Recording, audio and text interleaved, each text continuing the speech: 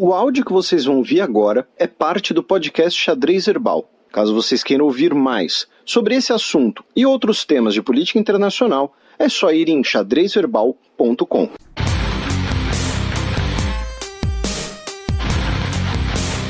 Giro de notícias.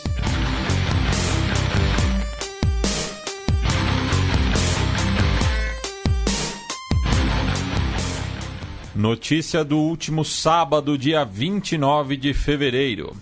Presidente do Zimbábue pede para acabar com o isolamento financeiro do país.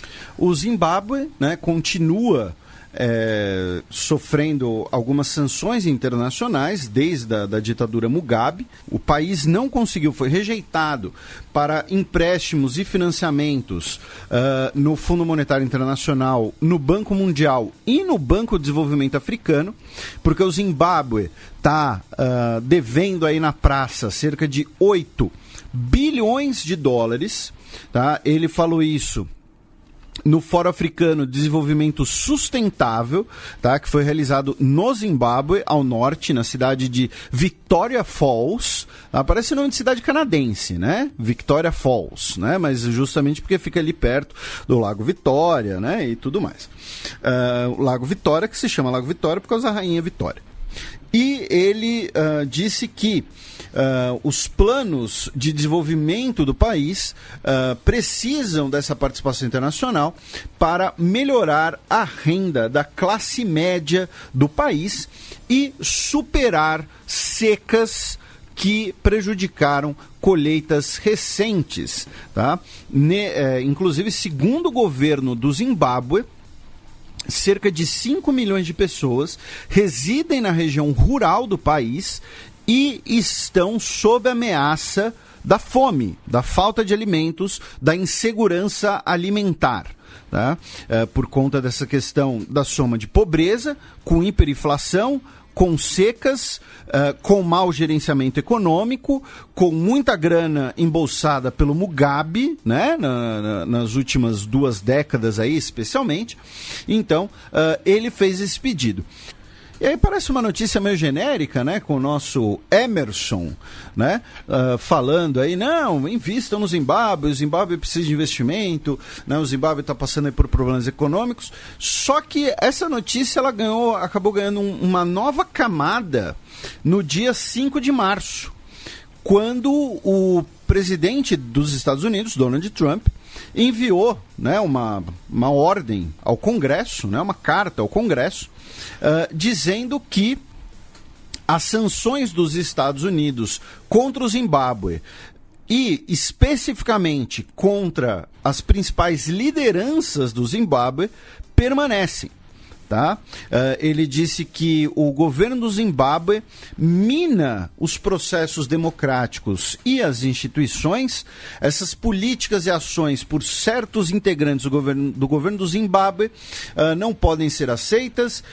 Acusa as forças de segurança do Zimbábue de mortes extrajudiciais, violência sexual e desaparecimentos forçados de dissidentes e 85 indivíduos do Zimbábue e cerca de 20 empresas privadas do Zimbábue também estão sob alvo dessas sanções. Então, por isso que, né, essa notícia acaba ganhando um novo contorno, já que essa semana o Trump foi lá e falou, olha, sanções contra as lideranças e empresas ligadas ao governo do Zimbábue vão continuar. Lembrando que o governo do Zimbábue é muito próximo da China, também tem esse contexto que não podemos esquecer, e que a gente tem 2 programas bastante aprofundados sobre o Zimbábue quando da derrubada do Mugabe. Não só o governo, né, mas principalmente a própria figura do presidente Emerson Mnangagwa, né? Você arriscou o sobrenome. Foi uma aproximação. Que homem. Bem, virando o mês de fevereiro, chegamos em março, já que no dia 1º, último domingo, tivemos uma semana turbulenta no qual a Malásia tem novo primeiro-ministro.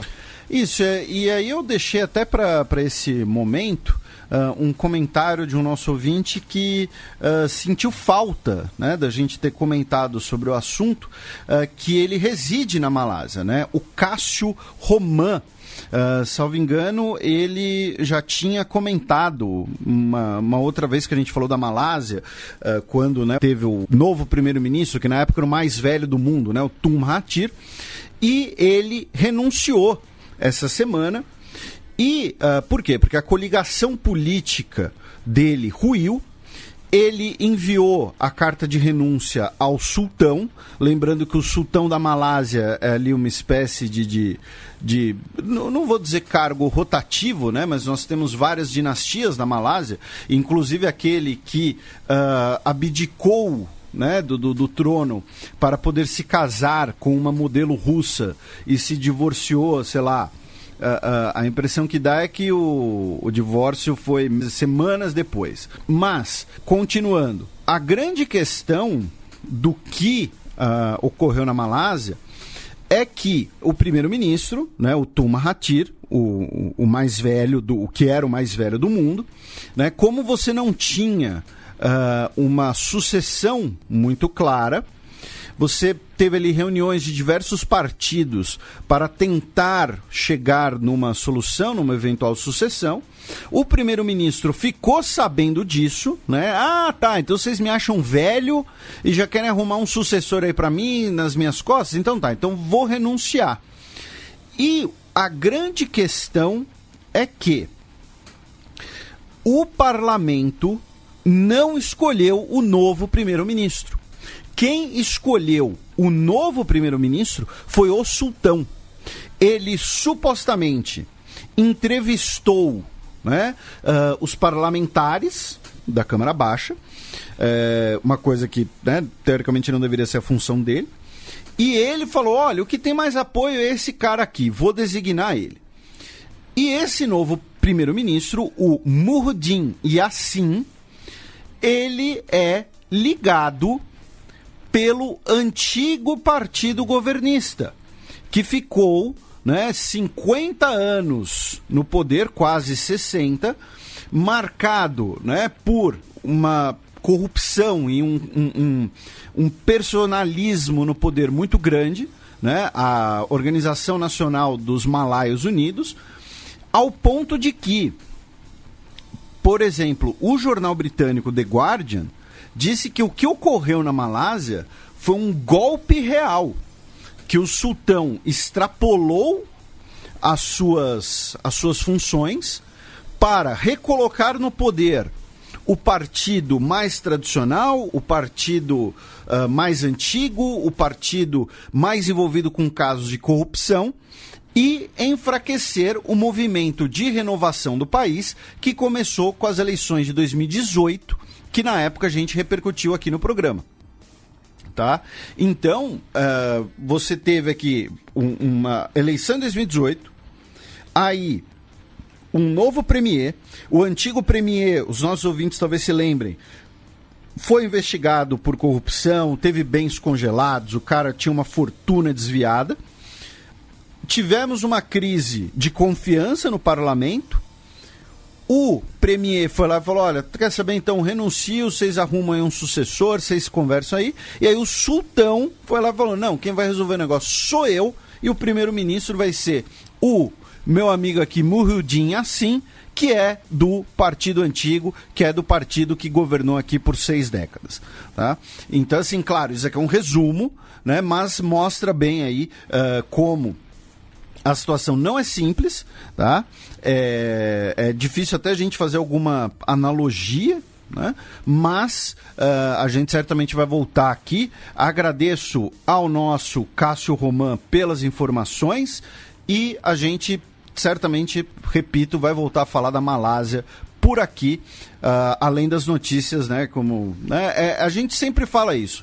A gente muitas vezes passa essas notícias mais curiosas, mais engraçadas, tipo o cara que renuncia para se casar com a modelo russa, mas a gente também não pode, isso a gente tem que reforçar. todos os lugares do mundo têm a sua devida importância e a sua devida cultura. Não é só ficar passando notícia como se, a Malásia, que lugar exótico, o cara renunciou para casar lá com não sei quem, né? Porque a gente poderia fazer a mesma coisa sobre o Reino Unido atualmente, né? O príncipe renuncia para casar com a atriz, né? Para ficar com a atriz. Ninguém fala assim, né?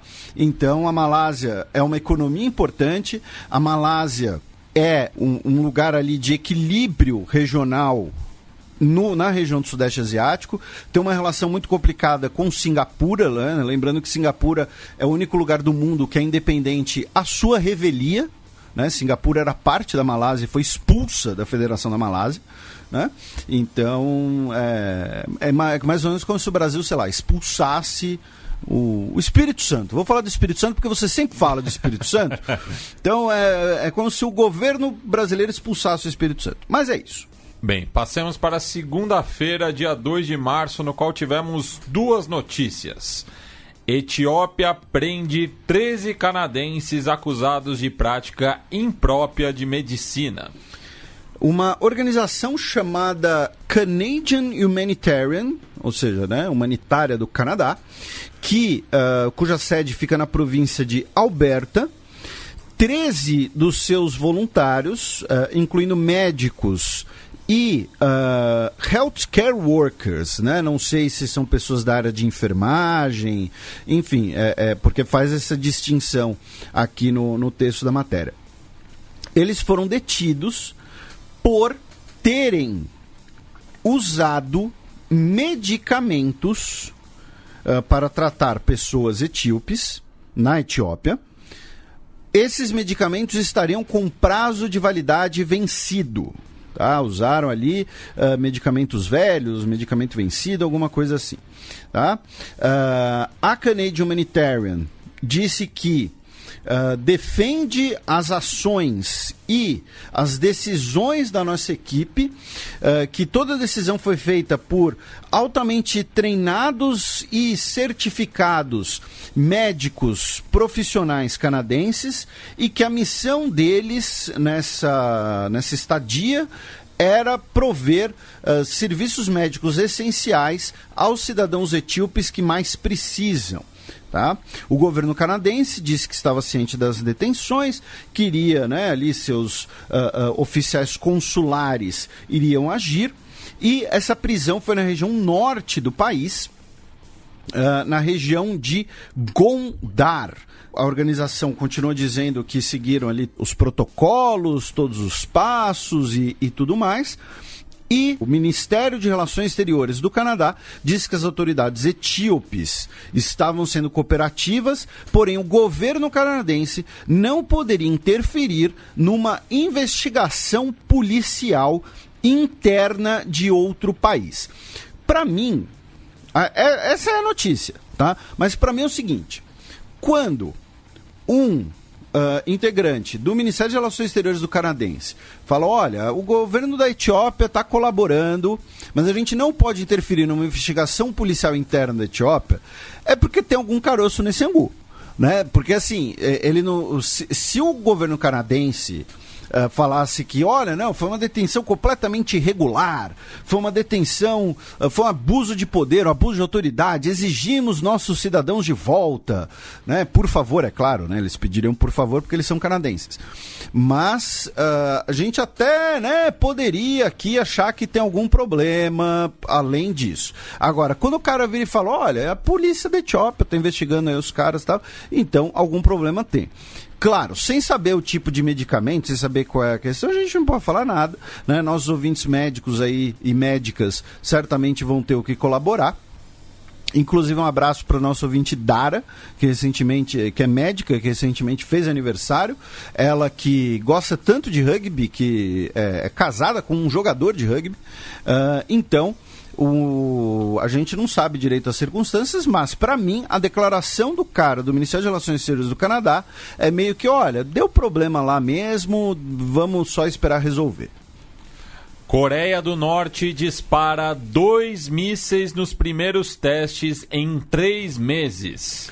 A Coreia do Norte voltou a realizar testes de mísseis, 2 mísseis de curto alcance, né, foram disparados ali na costa oriental do país, na região de Wonsan, em direção ao Mar Oriental, na nomenclatura coreana, ou ao Mar do Japão, na nomenclatura japonesa e dos Estados Unidos também, de certo modo. Ambos teriam voado cerca de 240 quilômetros de distância, tá?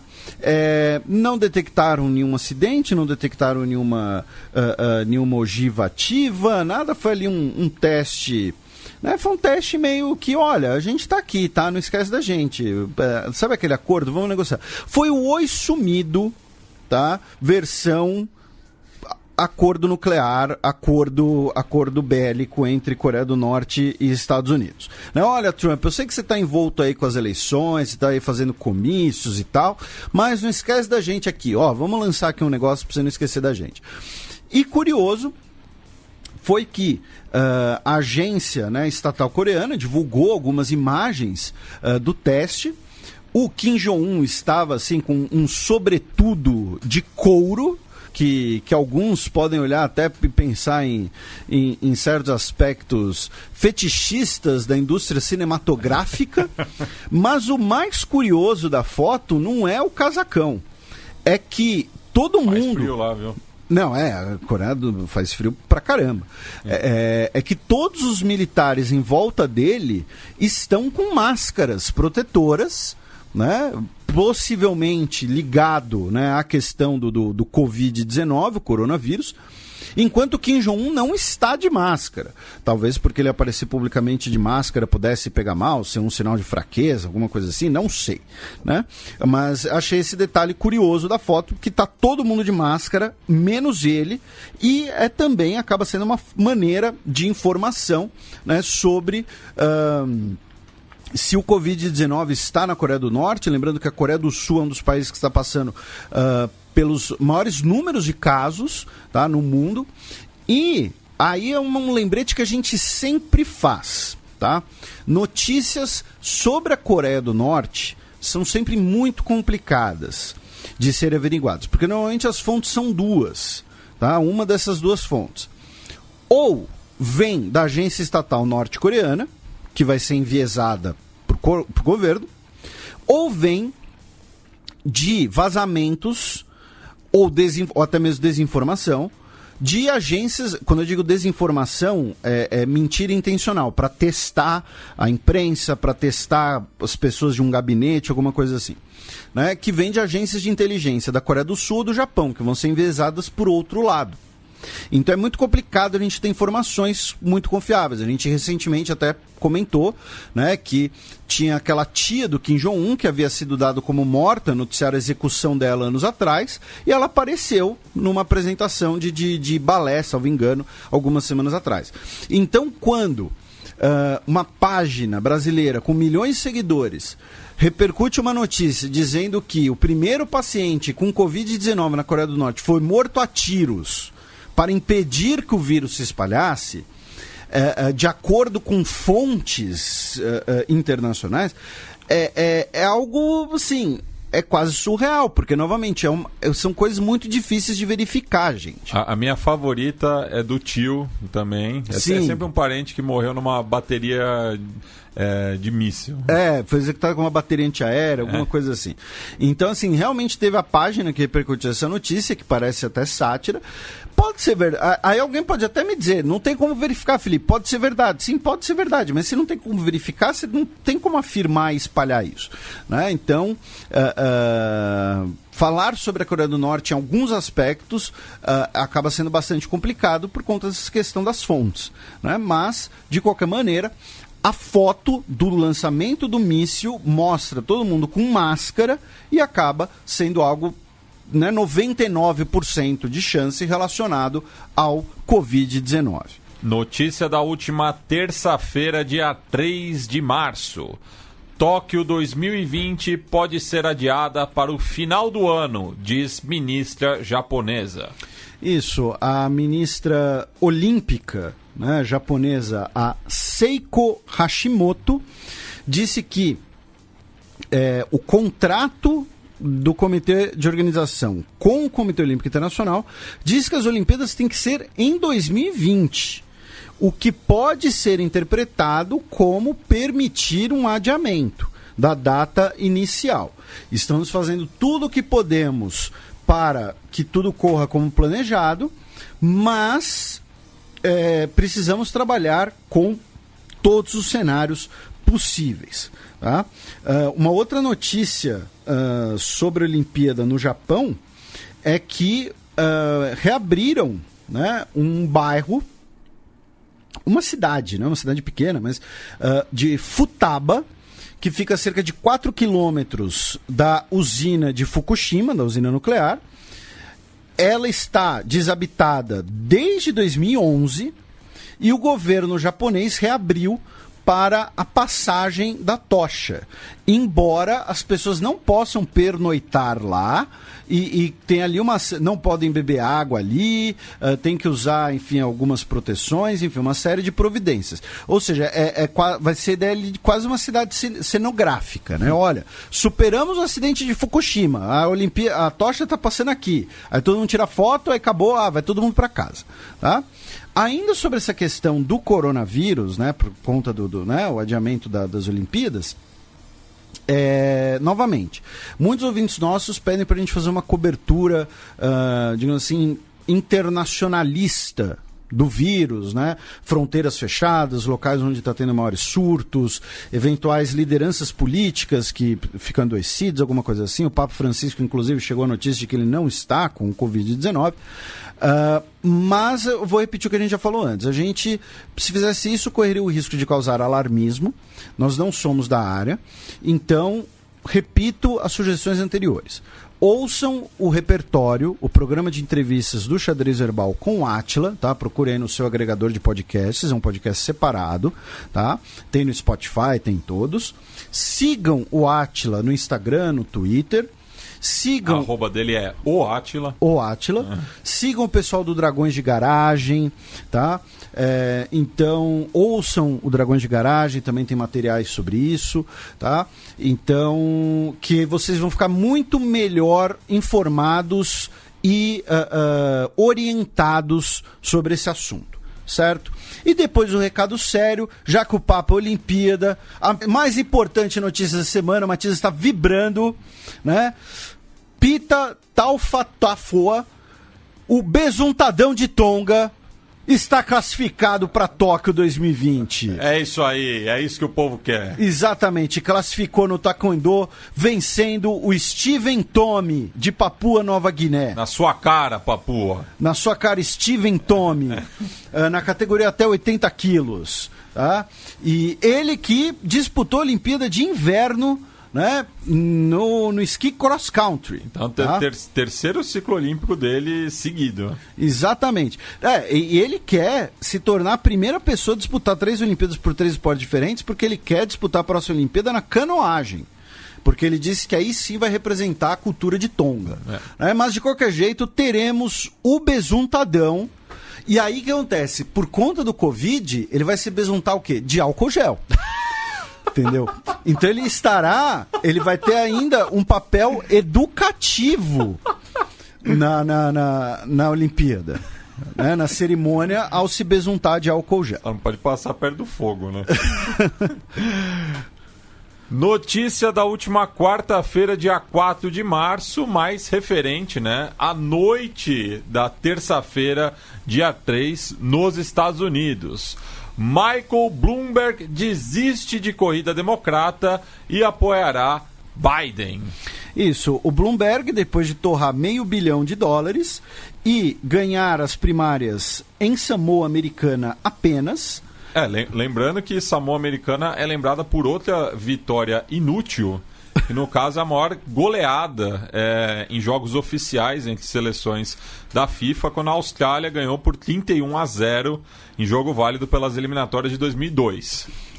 E a Austrália não foi para a Copa, né? Não, eu não lembro se a Austrália... Não, a Austrália só voltou em 2006. Isso, então... Perdeu a repescagem para o Uruguai. Exatamente. Uruguai que ficou no grupo da morte, né? Foi Uruguai, França, Senegal e Dinamarca. E passou Dinamarca e Senegal.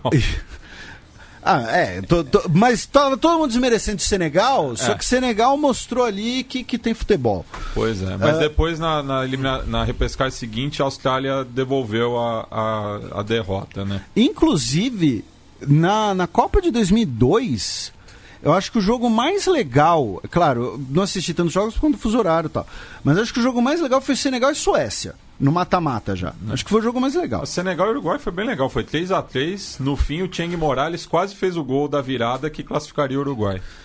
Mas, voltando aqui, né, o Bloomberg gastou mais que $500 milhão. Gastou 750 milhões de dólares. E desistiu da corrida. Declarou seu apoio ao Biden, o Mini Mike. E o detalhe aqui. Nós tivemos a chamada Super Terça-feira, né? Super Tuesday. Então, se não fosse no Brasil, seria Terça-feira Gorda. Ia ser tipo a apuração dos desfiles de escola de samba, assim, tipo, Estado, Colorado, candidato. Eu achei que você ia falar Terça Insana. Pode ser também. Mas ele declarou apoio ao Biden, e aí, por conta dessa terça maluca, né, tivemos uma quarta-feira com muitas notícias das primárias, então por isso que a gente vai acabar até repercutindo aqui, mas que, além do Bloomberg, a Amy Klobuchar e o Pete Buttigieg desistiram de suas campanhas e declararam apoio ao Biden, e a Elizabeth Warren também abriu mão de sua campanha, desistiu de concorrer. Até porque perdeu em Massachusetts, né, que é o estado dela. Mas não anunciou quem ela apoia. Então, como está a corrida democrata nesse momento? São, no total, 3.979 delegados. Tá? O candidato, para ser nomeado, né, ser oficializado, tem que conseguir metade. E, além disso, tem os superdelegados, assim, que é uma forma do Partido Democrata meter a mão. Pois é. O Joe Biden tem 664 desses delegados. O Bernie Sanders tem 573. E, finalmente, a Tulsi Gabbard, que oficialmente não desistiu, tem 2. Tá? Mas, assim, ela vai desistir. Perseverança, né? Exatamente. Aí sobram, né, da Elizabeth Warren, 64, do Mini Mike, 61, do Buttigieg, 26 e da Klobuchar, 7. E aí muita gente perguntou como é que ficam esses delegados dos candidatos que abdicaram, abriram mão das suas campanhas. É o seguinte, os delegados têm de 2 tipos, os distritais e os estaduais. Tá? Então assim, o Bloomberg ganhou no distrito X, então ali ele ganhou um delegado. O Bloomberg ficou com 20% do estado, então com isso ele ganha mais 2 de bônus. E ele ficou com 3. Tá? Tô supondo aqui, jogando números aleatórios. Esses delegados distritais, eles vão continuar contando e eles vão poder votar na Convenção Democrata em quem eles quiserem. Embora seja muito comum que esses delegados sejam pessoas da campanha vencedora, ou seja, são pessoas que vão, no fim das contas, muito provavelmente, seguir a orientação do candidato original. Já os delegados estaduais, que são aqueles de bônus que eu falei, eles ainda não foram contados, eles só são contados na convenção final. Então, quando o candidato retira sua candidatura, esses bônus eles vão ser redistribuídos só entre os que continuarem na corrida. Tá? Então, nem todos os delegados, por exemplo, do Bloomberg, vão para o Biden. Alguns podem ir para o Bernie Sanders, que são esses do bônus. Não necessariamente, né? E também, para facilitar ainda mais, cada estado também tem a sua redistribuição, né? Sim, cada um tem suas regras, é um saco. Na super terça-feira, como previsto, o Bernie Sanders venceu na Califórnia com 33% dos votos, 186 delegados. Que é o maior colégio eleitoral. Venceu no Colorado, venceu em Utah, nos Mormons adoram Bernie Sanders, não sei, e venceu em Vermont, que é, né, a terra dele. É o estado que ele é senador, né? Sim. Porque ele é originalmente de Nova York. Sim. Já o Joe Biden venceu no Alabama, com mais de 60%. Eu até comentei no Twitter que o Joe Biden é a cara dos democratas do Sul, né? Aquela coisa meio, né, Bill Clinton, meio aristocrática, elitista. É assim, no sul dos Estados Unidos, no Deep South, né, da antiga Guerra Civil, você tem os democratas que acham que não são racistas e os republicanos que fingem que não são racistas. E também, assim, historicamente também, isso mudou bastante, a gente já tratou dessa questão. Antes que alguém venha encher meu saco, veja que eu disse que todo mundo no Deep South é racista, tá? Eu não tô defendendo nenhum dos partidos. Sim. O Partido Democrata, que era ligado à política de segregação. Isso. A própria Ku Klux Klan é fundada a partir do Partido Democrata. Né? Logo depois da Guerra Civil. O Abraham Lincoln, por exemplo, era republicano. Mas, como a gente já falou várias vezes, em 64, por conta do Civil Rights Act, acabou transferindo esse eixo. Isso, né? A gente já falou, por exemplo, né, que Ronald Reagan, principal nome do Partido Republicano do século XX, começa a carreira no Partido Democrata. Ele era governador da Califórnia como democrata e, por exemplo, instituiu a política de controle armamentista por conta dos Panteras Negras. Que surgem em Oakland, no norte da Califórnia. Enfim, né, são os sistemas partidários dos Estados Unidos. O Joe Biden também venceu no Arkansas, o estado do Bill Clinton, no Maine, no Massachusetts, Minnesota, North Carolina, Oklahoma, Tennessee, Texas e Virgínia. Mas a maior vitória dele foi justamente no Alabama, onde ele deu aí essa surra. E o Michael Bloomberg, como a gente mencionou, o Mini Mike, ele levou 49,9% dos votos em Samoa Americana. Eu queria entender o que levou o pessoal de Samoa Americana a votar tanto nele assim, né?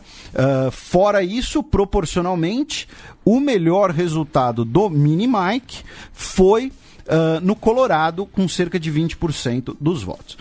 E aí, eu vou até fazer aqui uma provocação cutucada, que eu quero saber, eu acho que devia ter aí algum órgão de transparência nos Estados Unidos, eu quero saber onde o Mini Mike gastou esses 750 milhões. Entendeu? Porque assim, vamos supor, né, que ele pegou lá o dinheiro dele, né, botou na campanha dele e gastou para veicular propaganda num veículo de imprensa que já seja dele, por exemplo. Cara, porque assim, ninguém fica bilionário queimando dinheiro. 750 milhões pode não ser muita grana para ele, mas assim, tem algum caroço nesse angu. Alguma manobra contábil, alguma coisa tem que ter. E é sempre investimento, né? Porque propaganda nunca é demais. Mas é assim, ele não botou esse dinheiro no Washington Post, que é do Jeff Bezos, entendeu? Alguma coisa tem.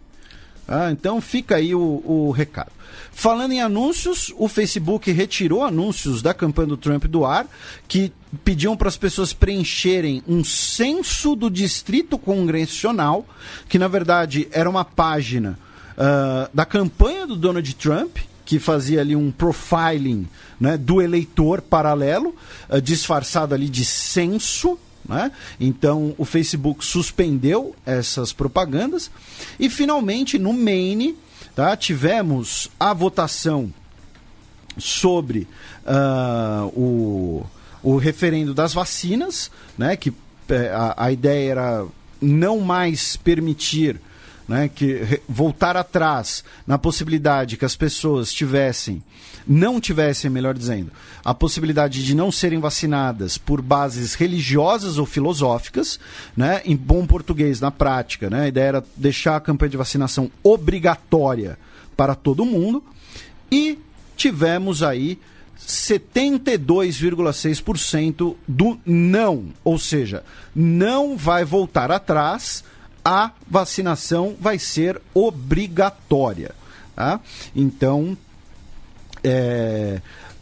para quem quiser ver, tá lá no Ballotpedia, né? É um site assim que tem todas as eleições dos Estados Unidos possíveis e imagináveis. Então assim, vamos eleger aqui o vice-xerife de uma cidadezinha de 5.000 habitantes, tá lá. Entendeu? Eu tenho ali uma tara, né, nesse site, se permitem o termo. De qualquer maneira, tá aí, a vacinação vai continuar obrigatória no Maine. Doa quem doer. E um abraço para o nosso ouvinte Matheus Voltolini, que ele mora no Maine e ele postou uma imagem do Pica-Pau, né, de um dos personagens do Pica-Pau, escrito: "A gente se sente tão querido quando o Xadrez Verbal menciona um debate político da região onde você mora que ninguém mais conhece." Então, tá aí, um abraço para o Matheus Voltolini. Notícia da última quinta-feira, 5 de março, também conhecida como ontem. Corte de Haia autoriza a investigação de crimes de guerra dos Estados Unidos no Afeganistão. A gente já havia comentado um pouco dessa possibilidade anteriormente, né? A autorização veio da promotora Fatou Bensouda, que também já falamos dela, né? Em outras circunstâncias, e crimes de guerra cometidos pelos Estados Unidos, por tropas do Afeganistão, pelo Talibã, serão investigados, e existe a possibilidade também de incluir investigação sobre tropas do Reino Unido. Tá? O Sesc Pompeia disse que foi uma ação ali que o deixou desconcertado por uma instituição política que não presta satisfações a ninguém, mascarada como corpo legal, e isso é ainda mais reckless, né? É ainda mais inconsequente por vir apenas dias depois dos Estados Unidos terem assinado um acordo com o Talibã. Lembrando que os Estados Unidos não é parte do TPI. Os Estados Unidos várias vezes já disse, inclusive, que boicotaria qualquer coisa do tipo, já ameaçou juízes do TPI de sanções, né, em circunstâncias anteriores. Então, assim, do ponto de vista jurídico, vai ficar um impasse, porque os Estados Unidos vai dizer que não tem obrigação nenhuma, né, de acatar. Ao mesmo tempo, vai ter ali uma questão de imagem, né, muito forte, até porque as investigações podem ocorrer dentro do Afeganistão. Então, vamos ver aí como é que vai ficar, mas é uma notícia bastante interessante. Abaixa o volume, porque lá vem fucking double breaking news. Ataque em evento político deixa 32 mortos em Cabul, capital do Afeganistão. Exatamente. O Daesh, né, reivindicou a autoria da ação, deixando aí pelo menos 32 pessoas mortas, ao menos 58 pessoas feridas. E, né, se realmente tivesse sido o Daesh, o auto-intitulado Estado Islâmico, pode ter sido um sinal de que, olha, tá bom, vocês vão fazer acordo com o Talibã, mas nós também tá aqui, vamos continuar realizando ataques. O Talibã negou envolvimento no ataque. De qualquer maneira, um exemplo, né, de como o Afeganistão está bem longe de ficar estabilizado, e não só, tá, por conta ou do governo Trump ou por conta do governo afegão. É uma situação muito mais complexa, muito mais profunda. Tá? E o detalhe é que o evento que foi alvo desse ataque tinha a presença do Abdullah Abdullah, que é o principal nome da oposição, que disputou o segundo turno e que não reconheceu o resultado das eleições. Tá? Então ainda tem esse componente, esse ingrediente político. E agora há pouco, a gente está fechando o programa aqui perto das 11 da noite, mas às 10 para as 10, em Assunção, no Hotel Sheraton, foram presos Ronaldinho e seu irmão Assis após ordem da Justiça do Paraguai. Exatamente, as notícias, como se diz, são de agora. Eles foram presos de maneira preventiva e eles seguem como investigados o caso de falsificação, né, de documentos paraguaios. A prisão foi pedida pelo Ministério Público do Paraguai e eles foram encaminhados para a sede da Força da Agrupación Especializada, tá? Enquanto aguardo aí novidades sobre o caso, né? Não sei se isso é uma prova nova, né? Não sei se, enfim, o que aconteceu, tal, mas agora há pouco foi preso. Essa notícia vem no caso aqui do UOL, do José Edgar de Matos, e também foi, e que usou informações também do jornal paraguaio ABC Color, que a gente usou bastante na época do escândalo ali de Itaipu, com as empresas laranja ali da Zona Norte de São Paulo e tudo mais.